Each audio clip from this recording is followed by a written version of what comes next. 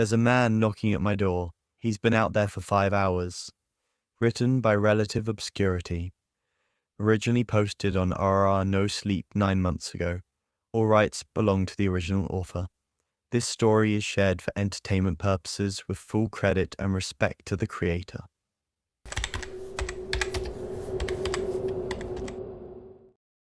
There's a man knocking at my door. He's been out there for 5 hours.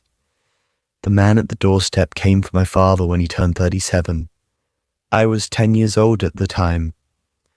It started with a single knock at the door in the middle of the night. I heard the sounds first, and eventually so did my dad. I remember hearing him step out of my parents' bedroom in the dark and stop in the hallway as he listened, while the knocking continued, over and over and over, until he finally went downstairs and opened the door. And by the time I made it to the staircase to see who it was, my dad was already gone, our front door slamming behind him. Not long after, his disappearance was ruled a missing persons case, the leading theory being that he suffered from depression and just decided to wake up one night, wander off into the night and end his own life. But I knew the truth. I knew what had really happened to him. I had heard the man at the doorstep. Unfortunately, no matter how many times I tried to explain what I had heard, no one believed me. Not the cops, not my mum, and not even my friends. So as I grew up, I began to doubt myself, doubt my memory, doubt my ability to separate my childhood imagination from reality. And I eventually resolved to buy into the suicide theory that the police had proposed. That is, until one day, at the age of 37, the man at the doorstep returned. It started with a single knock at the door in the middle of the night, followed by another, and so on. Being the sole occupant of the house handed down to me from my mother, and a single one at that, I was the only one to hear the sound. I stepped out of what was now my bedroom, and formerly my parents' bedroom, in the dark, and stopped in the hallway as I listened, while the knocking continued, over and over and over, until I finally went downstairs. But unlike my father, I didn't open the door. I simply tiptoed up to it and looked through the peephole. Sure enough, on the other side of the door was the silhouette of a hooded man knocking away. Over, knock, and over, knock, and over. But knowing the fate that had befallen my father, there was no way I was going to answer him. So I just tiptoed over to the staircase, took a seat on one of the steps. Knock. I waited. And waited. Knock. And waited for him to stop. Knock. But he never did. Minutes turned to hours, and before I knew it, the sun began to rise. That's when the knocking stopped, and the man at the doorstep simply walked away. The next day was business as usual, as I went about another hectic work day, and almost forgot what had happened the night before, eventually chalking it up to a nightmare. But later that night, after I went to bed, I woke to the chilling sound of a single knock at the door, followed by another, and so on. Once again, I tiptoed downstairs, looked through the peephole, and saw the same shadowy silhouette of a hooded figure knocking away at the door. Knowing that this was no dream, I went to the kitchen, grabbed a steak knife, and tiptoed over to the staircase, where I took a seat on one of the steps. Knock, I waited. Knock, and waited. Knock, and waited for him to stop. But he never did. Once again, minutes turned to hours, and before I knew it, it was 5 a.m. But sunrise was still an hour away, and I found myself beginning to lose it as I grew increasingly disturbed with every knock, single knock, tap at the door, until eventually I couldn't take it anymore. And rather than calling the police or hopping out a window and running away, I worked up the courage to face my fears and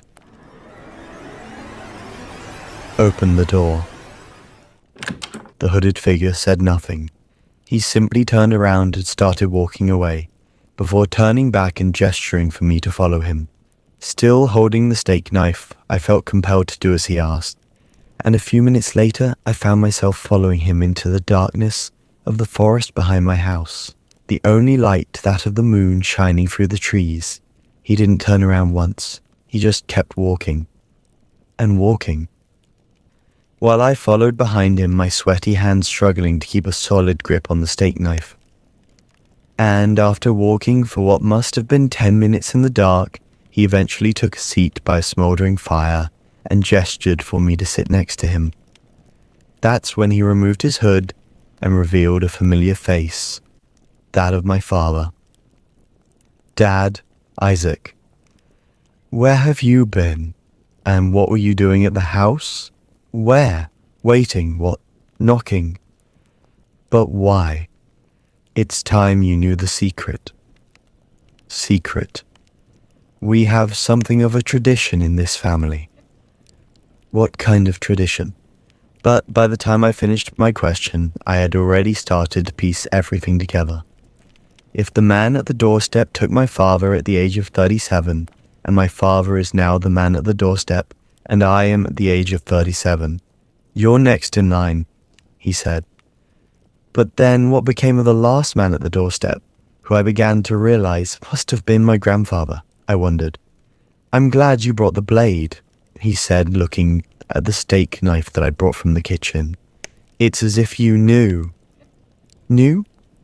That you must kill me and take over my watch until your own child turns 37.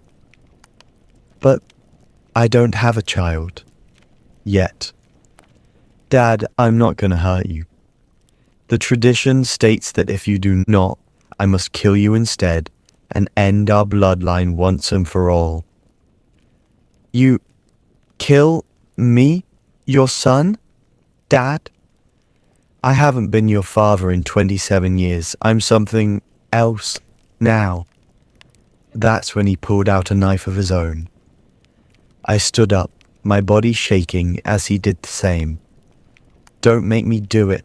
Just tell me you'll kill me, and I'll explain everything before you do, he insisted. Of course, I didn't have the will to do as he asked, so instead I made a run for it, back through the dark forest, under the light of the moon as it shone through the trees. But his legs were longer than mine, and in no time he had caught up to me and cornered me against a tree. You can still save yourself. Just say it, Isaac. Say that you'll kill me. Never, I said defiantly, tossing my steak knife down to the ground. Then so it must be, he said without any emotion as he walked over and swung at me with his own knife. I caught his arm before his blade could wound me, and wrestling with him in the dark of night, somehow managed to push him back with all my might. He must have tripped on some of the forest's underbrush, and the next thing I knew, he had impaled himself on the very steak knife I'd thrown away in an attempt to avoid hurting him. Nicely done. It is your turn now, he said, looking down at his blade as blood poured from his mouth and his eyes rolled back in his head. Dad, no, I cried out, but it was too late. It took me years to get over the experience, and even longer to even remotely consider having a child of my own. But eventually, when enough time had passed, I got married and had a baby boy. And while I would never, ever do anything to harm him, every once in a while I wonder if, when he turns 37, I might feel compelled to stand at his door and knock over, and over, and over, until he finally goes downstairs and opens the door.